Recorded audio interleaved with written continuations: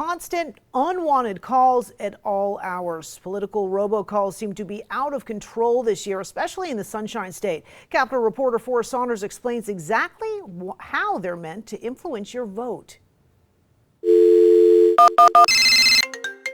In the final days of the election, I'm a volunteer with the Republican Party of Florida. Floridians' phones Hello, Democrats. Early voting started today. are blowing up. President Trump worked tirelessly To vote for Joe Biden and Kamala Harris. Republican and Democratic parties both trying to nab as many votes as possible with robocalls. It's directed towards like a specific candidate, or it's like saying something that's like really absurd about the other candidates. Floridians like Kelly Wilson and her friends getting bombarded despite it being their first ever election. It's definitely a little annoying. I kind of just hang up. Looking at the numbers, you can hardly blame them. The folks behind spam call blocker YouMail found swing states like Florida getting inundated, This call was paid for by the Republican Party of Florida. especially by the GOP. Trump calls here reaching between a half to full million weekly, outpacing Democrats as much as 20-1. This is a flood the zone strategy. Political communications expert Josh Scacco says campaigns use the calls not to change minds, but to remind their voters to vote. The effort is cheap and can be effective in a tight race. This is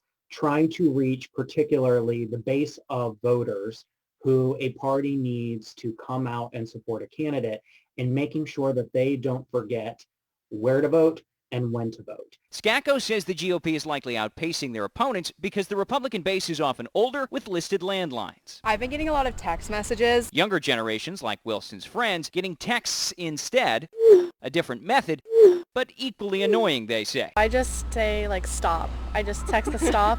The experts say you can expect calls and messages to continue up until Election Day when the polls close. Thank you very much. So until then, if you don't want to hear it, be prepared to hit decline on that next number you don't recognize. You have a wonderful day. Bye-bye.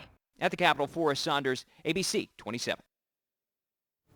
The FCC says many of those political robocalls are legal. The best way to avoid them? Check with your phone provider to see if they offer a spam blocking service. And if you have a cell phone, look for apps that will automatically block spam calls.